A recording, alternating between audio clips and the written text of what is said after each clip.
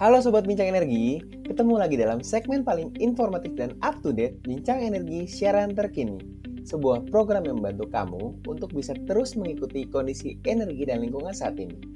Bersama saya, Arul, dan rekan saya Damian yang akan menginformasikan berita menarik dan aktual selama 2 minggu ke belakang. Halo Sobat Bincang Energi semua, saya Damian bersama Arul akan menyajikan berita-berita yang lagi happening banget nih soal energi dan juga lingkungan dari tanggal 24 Juli sampai 6 Agustus 2023.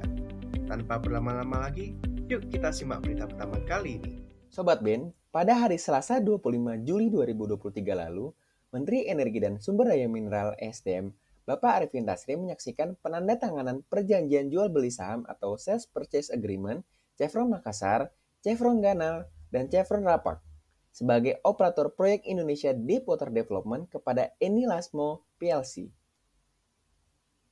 Proyek IDD adalah proyek terintegrasi dari beberapa lapangan dan wilayah kerja di laut dalam Kutai Basin dengan kedalaman mencapai 1.000 sampai 2.000 meter di bawah permukaan laut. Alih kelola proyek ini dari Chevron ke Eni sangat krusial bagi Indonesia, mengingat proyek IDD diharapkan dapat mendorong produksi gas sampai 12.000 mmscfd pada 2030. Akuisisi ini merupakan langkah penting bagi Eni, terutama untuk mempercepat pengembangan proyek gas Gendalo dan Gandang, bagian dari Indonesia Deepwater Development di Ganal PSC dekat dengan FPU Jangkrik dengan perkiraan cadangan gas alam sekitar 2 TCF. Ini merupakan tambahan bagi lapangan gas Bangka yang telah berproduksi, penemuan GM dan Ranggas, serta potensi eksplorasi lainnya yang signifikan. Eni sebagai operator baru proyek IDD diharapkan dapat melanjutkan proyek ke tahap 2. Eni memegang participating interest pada 12 production sharing contract, 9 diantaranya adalah sebagai operator di proyek laut dalam tahap eksplorasi dan pembangunan. Harapannya, Eni dapat memperluas investasi di subsektor migas, terutama di wilayah timur. Selain itu, akuisisi aset-aset Chevron di Indonesia dapat mempercepat pengembangan proyek IDD dan sejalan dengan transisi energi yang dilakukan Eni, di mana gas dan LNG menjadi pilar utama untuk meningkatkan produksi gas alam menjadi 60% pada tahun 2030, sejalan dengan permintaan dunia akan energi yang dapat diakses, rendah karbon, dan terjangkau. Nah Sobat Ben, di tengah perkembangan ekosistem kendaraan listrik, jenis baterai yang beredar di Indonesia cukup beragam dan berpotensi memicu masalah loh. Standar nasional berupa regulasi untuk menyeragamkan jenis baterai kian krusial. Kendati begitu, acuan tersebut dinilai perlu fleksibel dan mampu menyesuaikan dengan teknologi yang tersedia. Pendiri National Battery Research Institute atau NBRI, Evi Kartini berpandangan lebih dari 20 jenis baterai lithium-ion digunakan oleh kendaraan listrik Indonesia. Keragaman jenis baterai yang ada membuat modal atau investasi yang dibutuhkan untuk pengembangan kendaraan listrik semakin besar. Evi menghimbau saat jumpa pers International Battery Summit 2023 di Jakarta Selasa 1 Agustus lalu untuk tidak menunggu investor terlebih dahulu dan lebih baik untuk menetapkan standarnya yang bisa berupa regulasi. Kalau tidak ada standar, semua company atau perusahaan kendaraan listrik harus membangun stasiun pengisian dayanya masing-masing. Standar jenis baterai, lanjut Evi, berlaku dari tingkat sel sehingga battery pack yang terdiri atas kumpulan battery cell sudah otomatis seragam. Dengan demikian, mulai dari ukuran hingga volume jenis baterai yang beredar akan sama dan bisa digunakan di berbagai stasiun pengisian daya.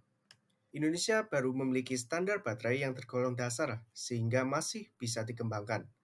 Kondisi ini sama seperti di Korea Selatan dan India pada periode awal pengembangan baterai.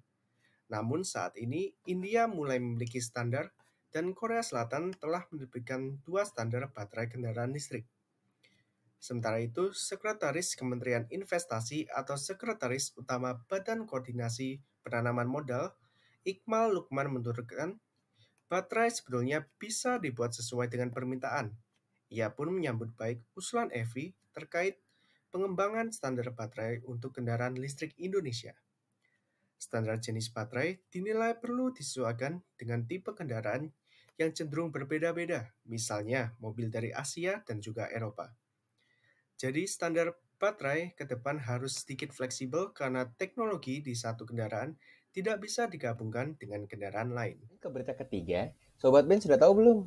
Sejak 26 Juli lalu, Garuda Indonesia telah melakukan uji coba penggunaan bioaftur loh. Dengan menggunakan bioaftur tersebut, Garuda Indonesia menjadi pionir sebagai maskapai komersial pertama di Indonesia yang melaksanakan uji coba energi terbarukan. Dikutip dari Tempo, penggunaan bioaftur sejalan dengan komitmen Garuda Indonesia dalam mendukung target pemerintah yang memproyeksikan terwujudnya net zero emission Indonesia 2060. Salah satunya adalah melibatkan pengembangan bahan bakar penerbangan ramah lingkungan dengan mengacu pada konsep Sustainable Aviation Fuel. Bioaftur J2.4 merupakan bahan bakar yang diantaranya terdiri dari komponen minyak inti kelapa sawit sebanyak 2,4%. Produk ini merupakan hasil pengembangan dari Pertamina Group dan peneliti dari Institut Teknologi Bandung. Garuda Indonesia telah menyelesaikan tahap awal uji coba bahan bakar terbarukan tersebut. Percobaan dilakukan melalui uji statis dengan melihat respon pada mesin pesawat CFM567B yang digunakan pada Armada B737-800NG Garuda Indonesia. Setelah itu akan dilanjutkan dengan ground test dan flight test. Direktur Utama PT Garuda Indonesia, Bapak Irfan Setiaputra menyatakan bahwa penjajakan penggunaan bioaftur ini merupakan bagian dari upaya berkelanjutan Garuda Indonesia sebagai maskapai pembawa bendera bangsa dalam mendukung berbagai inisiatif dekarbonisasi.